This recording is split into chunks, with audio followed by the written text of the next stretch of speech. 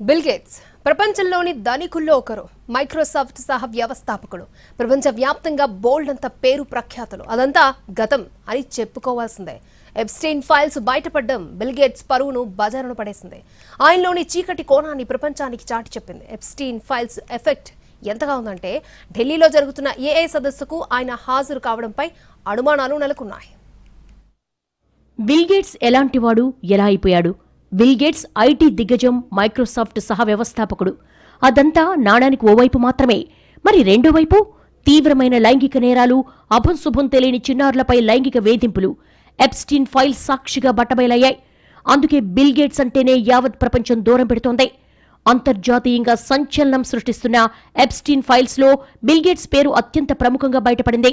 అభం శుభం తెలియని చిన్నారులను తమ వికృత లైంగిక కార్యకలాపాలకు వాడుకుంటున్నారని వెలుగులోకొచ్చింది.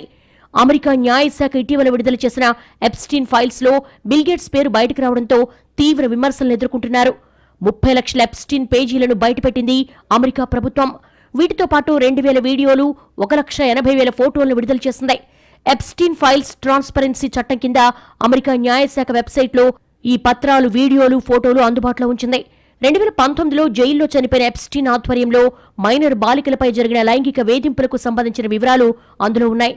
ఎప్స్టీన్తో బిల్ గేట్స్, అమెరికా అధ్యక్షుడు డొనాల్డ్ ట్రంప్, మాజీ అధ్యక్షుడు bill Clinton, Elon Musk, Britain మాజీ యువరాజు ఆండ్రూలతో జరిపిన సంభాషణలున్నాయి. రష్యన్ యువతులతో లైంగిక సంబంధాలు పెట్టుకోవడంతో సుఖవ్యాధుల బారిన పడిన గేట్స్ అవి తన భార్యకు సంక్రమించకుండా వ్యాక్సిన్ కూడా ఇచ్చినట్టుగా వెలుగులోకొచ్చింది. బిల్ గేట్స్ కు ఆయన భార్య మెలిండా గేట్స్ కొంతకాలం క్రితం విడాకులు కూడా ఇచ్చారు. ఆయన అక్రమ అనైతిక లైంగిక కార్యకలాపాలను భరించలేక విడాకులు తీసుకున్నట్లు మెలిండా తెలిపారు. ఎప్స్టీన్ ఫైల్స్ లో బిల్ గేట్స్ పేరు బయటపడటంతో ప్రపంచం నివ్వెరపోయింది.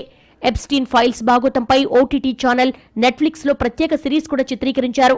దాంతో బిల్ గేట్స్ ఎంతటి తీవ్ర లైంగిక నేరాలకు పాల్పడ్డారన్నది ప్రపంచానికంతా తెలిసిందే. తన తప్పును గ్రహించిన బిల్ గేట్స్ ఈ మధ్య క్షమాపణలు కూడా చెప్పారు. ఎప్స్టీన్తో గడిపిన ప్రతి నిమిషాన్ని బాధగా వర్ణించారు. ఆ ఘటనల పట్ల క్షమాపణలు కోరుతున్నట్టుగా ప్రకటించారు. ఢిల్లీలో జరుగుతున్న ఇండియా ఏఐ ఇంపాక్ట్ సదస్సుకు బిల్ గేట్స్ హాజరుపై తీవ్ర చర్చ నడుస్తోంది. ఈ అంశం రాజకీయ రంగు పులుముకుంది. ప్రజెంట్ భారత్లోనే ఉన్న బిల్ గేట్స్ సోమవారం ఆంధ్రప్రదేశ్లో పర్యటించారు. ఇది మరింత దుమారం రేపింది. అయితే ఈ వివాదానికి గేట్స్ ఫౌండేషన్ చేసిన ప్రకటనతో చెక్ పడింది. ఇండియా ఏఐ సదస్సులో బిల్ గేట్స్ పాల్గొంటారని గేట్స్ ఫౌండేషన్ ప్రకటించింది. ఫిబ్రవరి 19న ఇండియా ఏఐ సదస్సులో బిల్ గేట్స్ పాల్గొంటారని గేట్స్ ఇండియా ఫౌండేషన్ తెలిపింది. ఏఐపై ఆయన ప్రసంగిస్తారని పేర్కొన్నారు.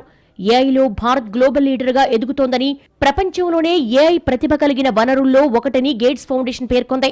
వివిధ రంగాల్లో ఆవిష్కరణలు భారత్ను ఈ స్థాయికి చేర్చాయని తెలిపింది. ఫిబ్రవరి 16 నుండి 20 వరకు 5 రోజుల పాటు ఏఐ ఇంపాక్ట్ సమ్మిట్ ను నిర్వహిస్తున్న కేంద్ర ఐటీ సమాచార మంత్రిత్వ శాఖ అధికారిక వెబ్సైట్లో ఉంచిన అతిథుల జాబితాలో బిల్ గేట్స్ పేరుంది.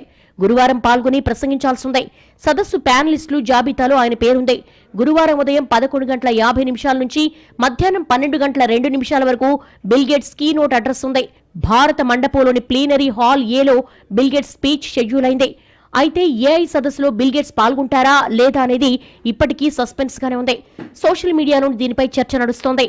ఈ సమ్మిట్ ను లీడ్ చేస్తున్న కేంద్ర మంత్రి అశ్విని వైష్ణవ్ సైతం గేట్స్ పాల్గొంటారా లేదా అన్న ప్రశ్నకు నేరుగా సమాధానం ఇవ్వలేదు. ఎవరొస్తారు, ఎవరు రారు అనే దాని గురించి నాకు చాలా విషయాలు గుర్తులేవు. ఇది వారి వ్యక్తిగత నిర్ణయం. నేను దీని గురించి మాట్లాడాల్సిన అవసరం లేదు అని తప్పించుకున్నారు. ఎప్స్టీన్ ఫైల్స్ కు ప్రధానమంత్రి నరేంద్ర మోడీ భయపడుతున్నారని ప్రతిపక్షాలు ఆరోపిస్తున్నాయి. అధికారికంగా బిల్ గేట్స్ పాల్గొనడం గురించి ఎందుకు కేంద్రం స్పష్టత ఇవ్వటం లేదని, ఎప్స్టీన్ ఫైల్స్ కారణంగా అమెరికాకు ప్రధాని నరేంద్ర మోడీ భయపడ్డారా అని కాంగ్రెస్ ప్రశ్నించింది. అయితే ఏఐ ఇంపాక్ట్ సదస్సుకు బిల్ గేట్స్ హాజరు కాకపోవచ్చని తెలుస్తోంది. బిల్ గేట్స్ కు పంపిన ఆహ్వానాన్ని కేంద్ర ప్రభుత్వం సమీక్షించిందని సమాచారం.